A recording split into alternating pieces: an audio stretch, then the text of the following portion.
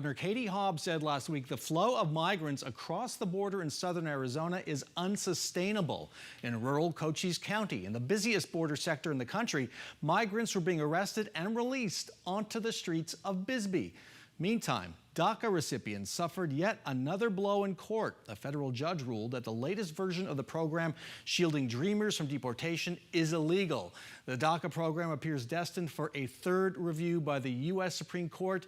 Tens of thousands of people who were brought illegally into the country as young children are in a permanent state of limbo. So, is DACA doomed, and is the crisis a new state on the border?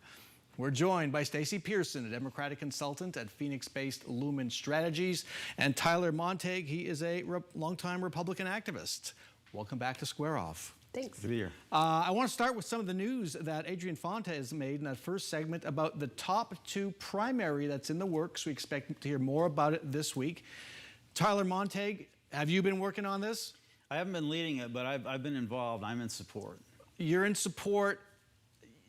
What Adrian Fonte has described, correct? Yeah, he pretty much nailed it. It's pretty straightforward.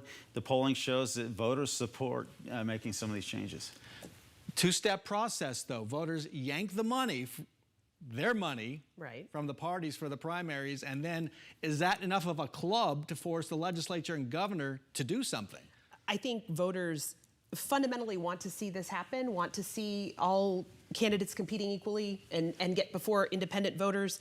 But I think they'd rather give themselves pink eye than give more control to our elections to the folks that are currently there. I mean, I really think that's going to be the hurdle that Tyler and his team are going to have to accomplish or have to get over. A recent ASU survey, a pretty wide-ranging survey, does support for a top two primary. Well, we'll have to see how that plays out in coming weeks and months. Let's go back to the border.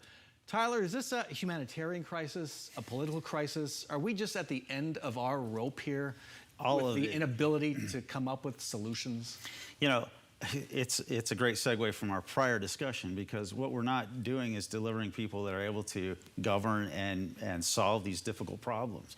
The DACA kids in particular, they don't bear any responsibility for their presence here. They were brought by their parents, and they're very well integrated into American society and frankly have a lot to offer us economically, yet somehow we just can't make the decision.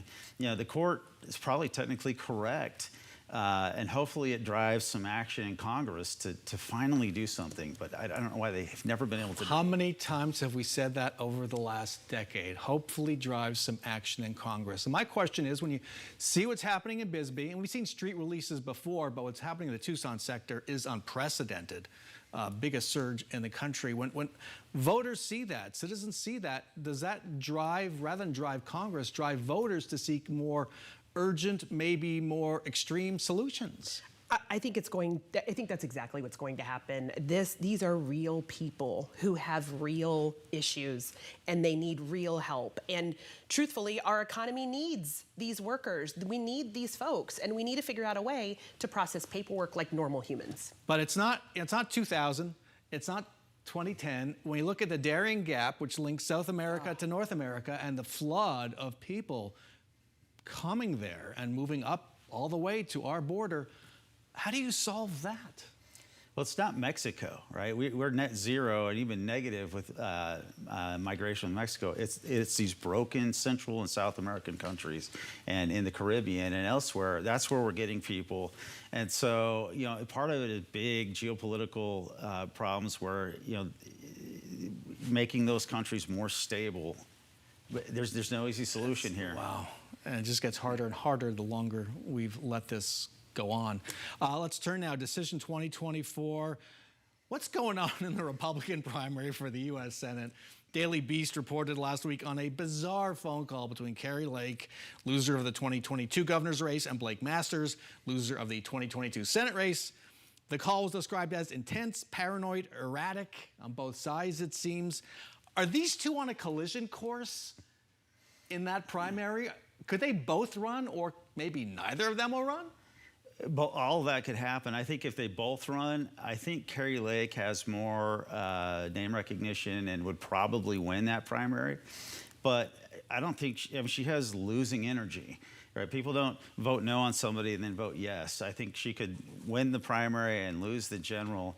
And it's weird that she would call Saturday night at 11 o'clock. That's when drunk people call their exes. And go on crazy That's when rant. she reportly That's called. when she called Blake Masters, and they had the Nothing weird- good happens on Saturday night at 11 p.m. That's right.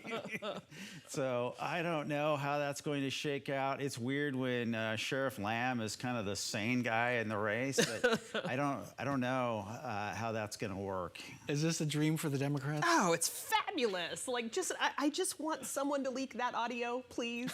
You know somebody has this phone call recorded, and I assume it's as bonkers and as we all have been hearing it was. Well, and then the cinema factor, it's just going to be a very entertaining race and difficult to predict. $800 million worth of entertainment. I mean, that's what's expected to be injected in Arizona's political spending. Glad you brought that up because they have to make a decision, Blake Masters and Kari Lake, really soon, like maybe as soon as October 1st, because they have to start raising money and lots of it. Yes, and Arizona, again, is predicted to have the most political spending.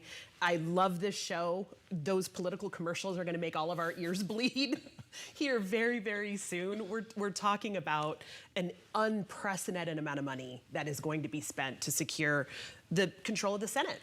And to the cinema point, and something touches on what Adrian Fontes said. He mentioned no labels and voter and registration, or getting signatures. She's going to need a lot more signatures to run as an independent than she will.